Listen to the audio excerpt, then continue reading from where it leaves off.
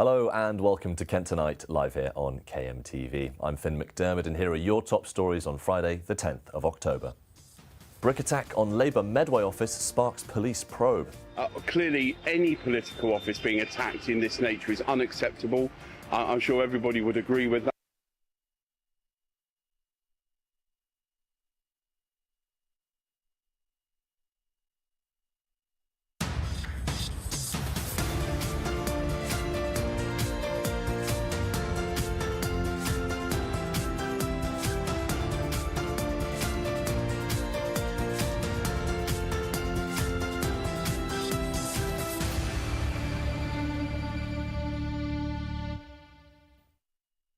Hello and welcome to Kent Tonight, live here on KMTV. I'm Finn McDermott and here are your top stories on Friday, the 10th of October. Brick attack on Labour Medway office sparks police probe.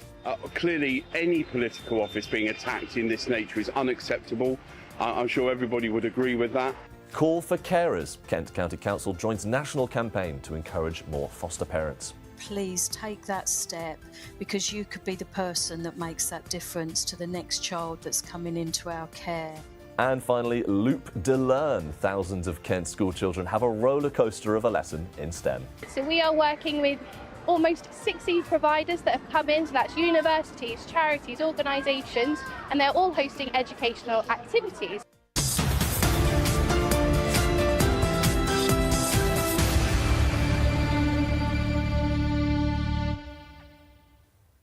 Hello, sorry about those technical difficulties. We thought we'd tease you with twice as much Vince Maple as per usual. But first tonight, there's shock amongst Labour and Co-op supporters in Medway. This has all come from a police investigation where a brick was thrown through the window of the party's Rochester office.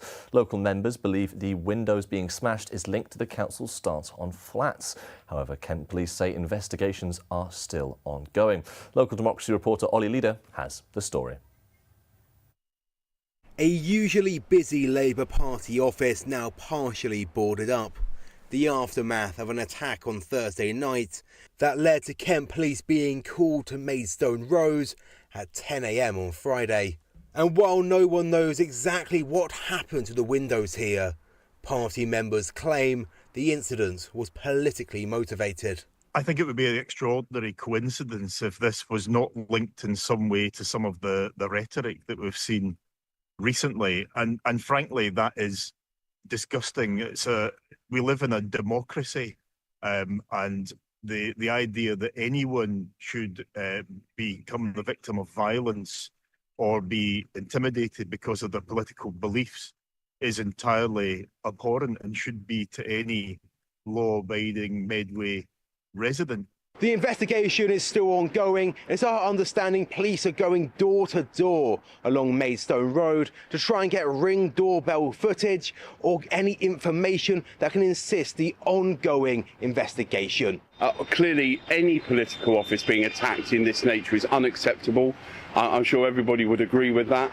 I know that colleagues at the Rochester Institute Constituency Labour Party have reported the incident to the police, and obviously we'll wait to hear more while that's being investigated. The building is insured, but the damage is expected to cost hundreds of pounds. The anxiety this has created for Labour Party members here in Medway, though, is harder to measure. Ollie Leader in Rochester. And Ollie joins us live from the scene now. I suppose, Ollie, my first question is, how has the Labour Party responded? Well, Finn, you heard it there from Alex Patterson. There is alarm in the Medway Labour and Cooperative Group. Fears that this is a politically motivated attack linked potentially to the Operation Raise the Colours and flag raising we've seen across the 5 towns. Now, Medway Council have an enforcement position that will see some of these flags being taken down from road infrastructure, those Union Jacks, those St George's crosses. There are fears that this is part of political backlash against that. Now, we cannot confirm that. That is speculation from the Labour and Cooperative Group here in Medway. What we do know is that our fears towards party activists behind closed doors. The building behind me, it is a key part of Rochester and Stroud Labour's campaigning efforts. Leafleting tends to be based out of there. Campaigning tends to be based out of there. So it is a key thing for Labour activists, and it is a moment of concern, really, that this attack potentially could be targeted towards them. I see. Well, thank you so much for your time, Ollie. We'll keep with this story as we get more details. Next, around 2/3 of Kent adults have to choose between food and toiletries. That's according to research from the national charity, the Hygiene Bank. Has been lit up yellow to raise awareness around the issue of hygiene poverty, where people are unable to afford basic hygiene and personal grooming products like toothpaste and toilet paper. Food banks in particular are on the front line of what's been described as a national crisis. We spoke to Roy Sill, a volunteer at Sevenoaks' community cupboard.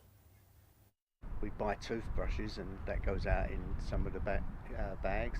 Toothpaste goes out in bags. Deodorant goes out in bags, depending on what donations come in. At times people donate a box full of deodorant, so that gets separated out and sent out to people. We get soap, goes out in most of the packages. Washing up liquid goes out in most of the packages, and soap powder. There are articles that go out for young ladies and for the female population, and sometimes there's separate bits that go out for the men. Next, Kent County Council has joined forces with more than 90 local authorities all across the UK, all to call for more foster carers. They've done so through a new short film called The Run, which they hope will inspire more people to give foster children a home and a future. According to the organisation Kent Fostering, there's currently a shortage of more than 800 foster carers in the South East. Earlier on, I spoke to Caroline Smith. She's the Assistant Director of Corporate Parenting, all about the film, the current climate of foster care, and what it all means for the climate. Tell us a bit about the current climate within foster caring. How urgent is the need for more foster parents? So the urgency is great at the moment, both nationally and locally in Kent. We have a national shortage of foster carers, and we're asking people to come forward and foster for their local authority. So in Kent specifically, we currently have 600 foster families that look after our children and young people that are in our care, but we urgently need more. So the campaign that was launched yesterday, The Run, is a project with 90 other local authorities where we're asking people to come forward and really make a difference to a child's life. I see, and I suppose the fact that 90 other councils and groups have backed this shows there is that national need, as you mentioned. Why do you think there is this lack of foster parents? I think there's a change nationally and locally about people having accommodation and a spare bedroom to be able to offer the care to another child. We saw a big decline over the after the COVID period, where people had different generations returning into their family homes. So they may have grandparents or adult children returning to their homes, which means that they don't always have a bedroom available for fostering. So that's why we're asking now, particularly at this time of year where maybe adult children have gone off to university, we're asking people to come forward. Whether they're a couple or single applicants, we welcome applications from all across the community. I see, and I'm sure a lot of people out there might be thinking, do I have what it takes to be a foster parent? Can you talk us a little bit through the screening process and the kind of things that you look for within the eligibility of people wanting to be foster parents? Okay, yeah, so we welcome applications from a diverse range of the community. You can be single, you can be part of a married couple, you might have children or not already have had your own children. What we're looking for in people to become foster carers is a real desire to make a difference to children's lives. So you'd be supporting children within their education to get them to school, or for our younger children it may be nursery provision, and you'd be helping children to keep links with their local communities, so stay in touch with their birth families and also their friendship group. That's really important. You've been meeting the health needs of children, but most importantly, it's whether you have the ability to offer them a stable, loving family home. That's what we're looking for, a real family environment for our children in care. Do you think there are people out there who maybe have that desire to be a foster parent, but they doubt themselves and they doubt their own ability? What would you say to anyone who might be feeling that way? To please come along to one of our information events. They're online. We have one next week. If you go onto our website, kentfostering.co.uk, it will tell you all about the process, what to expect. We're just encouraging people, please take that step, because you could be the person that makes that difference to the next child that's coming into our care. Don't be afraid. We have an initial inquiries number that you can contact. All the details again are on our website. You can find out, you can look, you can ask as many questions as you like. And this is really what we're asking people to do. Just take that first step, find out a bit more about being a foster carer, but most importantly, find out what it means to foster for your local authority in Kent, every area of Kent. If you could please come forward. We need carers for all ages of children. Amazing. Thank you so much for your time today, Caroline. Well, that's all we have time for on this part of the show. But coming up after the break, we'll be speaking with Bhupinder Sandhu from Gravesend about his walk from London to Cardiff, all to raise awareness around mental health. Maisie Walker will be bringing us all the latest sport as well. We'll see you after this short break.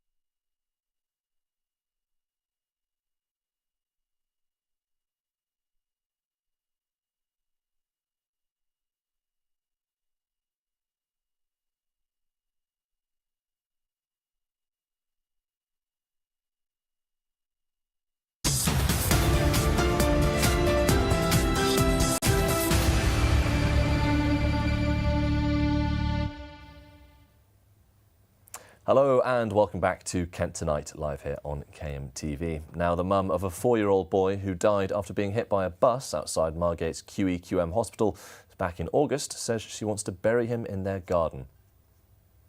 It's the first time Azaria Green has spoken publicly since her son Zahir Jan Faizi's death. Sorry about that. She says that she lives an hour's walk from the cemetery where Zahir is buried and that moving the coffin to her own garden will help her through the grieving process. She added she has developed a fear of vehicles limiting how she can get around, and she's currently trying to buy the home she's renting to be able to bury Zahir there. Now, today is World Mental Health Day, a time to open up about how we're feeling and help break down the stigma around mental health. Across Kent, many people are passionate about raising awareness, including Bhupinder Sandhu, who's walking across the UK for the 4th time to support those who are struggling. I caught up with him earlier to hear more about his journey. All right, well, thank you so much for joining us, Bhupinder. First of all, talk to us a bit about the walk to start us off. The walk, I'm walking from London to Cardiff from next Sunday, October the 19th. So it's mental health awareness walk from London Parliament Gate to Cardiff, Welsh Parliament. So, and we finish in Cardiff on 26th of October. I see. And what's motivated you to do this? Tell us a bit about the backstory. Backstory, I have my personal experience and I'm a mindfulness coach. I teach mindfulness and see people suffering every day. So, but the problem is so big, and I thought I need to do something bigger. So in 2023, December, I walked from London to Scotland. Last year, I walked from London to Cardiff. So again, I'm walking to raise awareness about mental health because people are suffering in silence. I have suffered myself from depression in early age. Well, I was 16 or 17 when I suffered from depression. And then I had personal episode with my father as well, where when I went back to India, he was not able to recognize me. And that hit me hard. So I think that was the main motivating factor. As a mindfulness coach, I thought I need to get out of these classrooms rather than teaching few people in the corporate environment. I need to go and help more people. And walking was my way of raising this campaign, starting this campaign to break the silence, because still today, there's so much stigma around mental health. People are scared to talk about mental health. I see. And you mentioned there you're a mindfulness coach. What exactly does that mean and how does it help people with their mental health? Mindfulness coach is very simple. I teach people to live in the present in 21st century or in all the ages. Our mind is trained to live in either in the past or the future. But where's life happening? Life is happening right here, right now.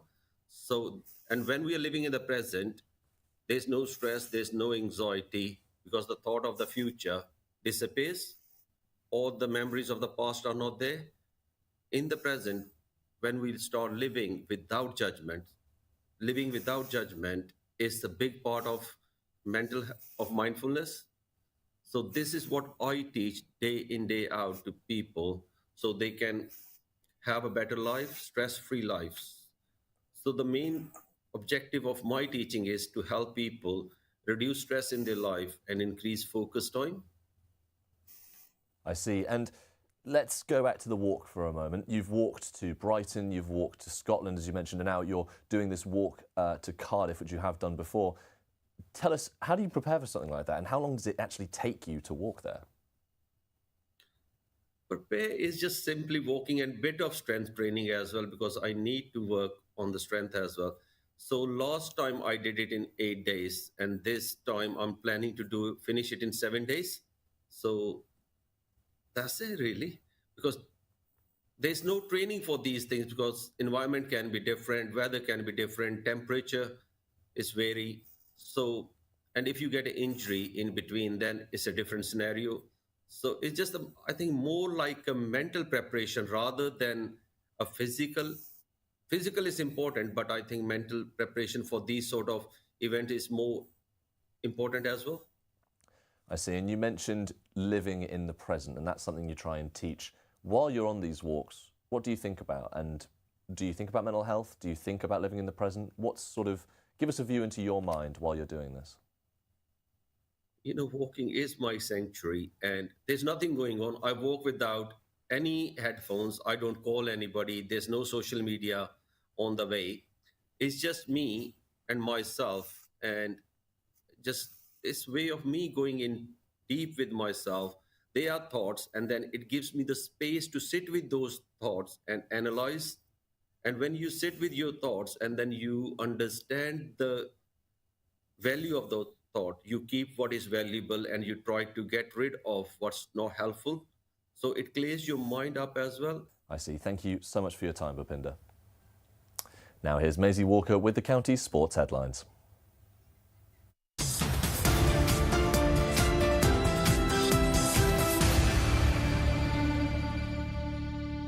First in football, Junior manager Gareth Ainsworth will help shape the team for Saturday's clash with Cheltenham, despite recovering from heart surgery.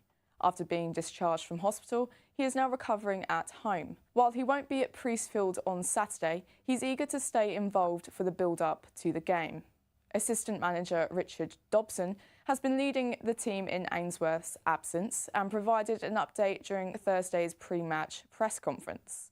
He said, "It's good news. I spoke with him Wednesday morning and he sounded really upbeat. He is back and involved."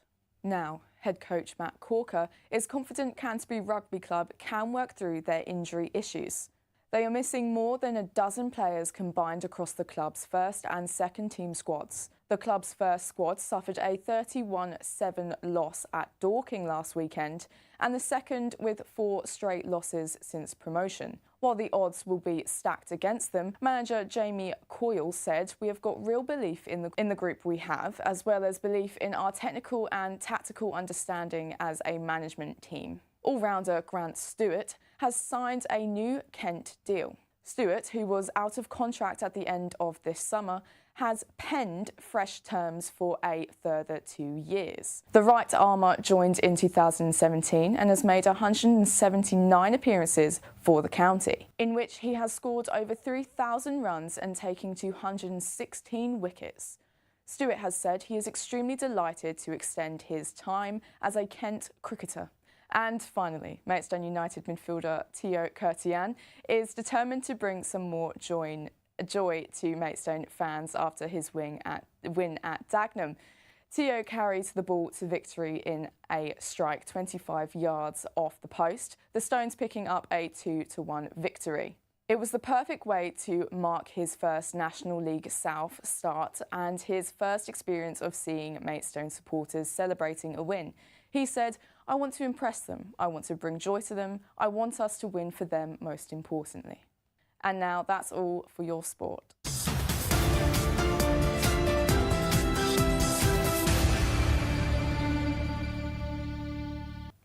Now let's have a look at the weather.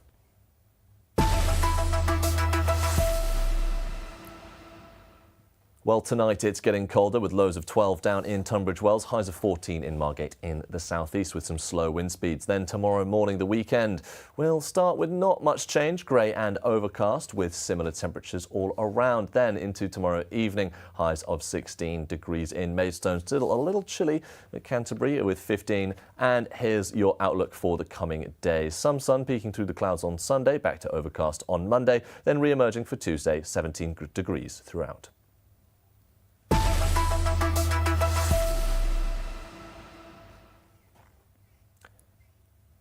And finally, school can be a bit of a roller coaster, but for thousands of students from across Kent this week, the classroom turned into an actual roller coaster. Thorpe Park opened its gate to students from across the county and the region, all to boost young people's participation in STEM subjects. Megan Shaw has the story. Science, maths, engineering, and roller coasters seems to have been the initiative behind an educational event hosted at Thorpe Park yesterday, thanks to ACS International Schools. The event was to boost children's interest and participation in STEAM, an acronym representing the disciplines science, technology, engineering, arts and mathematics, with 10,000 children across the south and southeast invited. So, we have done something a little crazy, I will admit, and we have taken over the whole of Thorpe Park for a STEAM Day. So we are working with almost 60 providers that have come in, so that's universities, charities, organisations, and they're all hosting educational activities. So we've invited 10,000 students and their teachers to come along completely free of charge to this event. Students have to do the educational activities to earn stamps, and then stamps gives you access to the rides. But it's not just another school day. Children have the opportunity to go on rides like this one behind me, but I'm glad it's them and not me. For many children across Kent, where there is no major theme park, this will have been the first opportunity to experience such an attraction. I took my engineering year 11s to Thorpe Park in order for them to have different careers within STEMs. It's been a really great day for the year 11s to find out different careers, especially so close towards the end of their school years. Yeah, it's opened up lots of different opportunities I didn't know existed until today. Yeah. We got information books, we got emails about universities, so we get open days. Yeah, it's been a good time. Uplifting Kent's young talent is a response to recent polling that found that almost half of engineering and technology businesses in the UK are struggling with recruitment. For Kent and its 250,000 school-aged children, could this event be enough to open up STEAM doors for the leaders of tomorrow? Hopefully, more widening access opportunities are on the horizon, endeavouring to allow children to reach new heights. Megan Shaw for KMTV in Surrey. You've been watching Kent Tonight live on KMTV. That's all we have for now. Good night.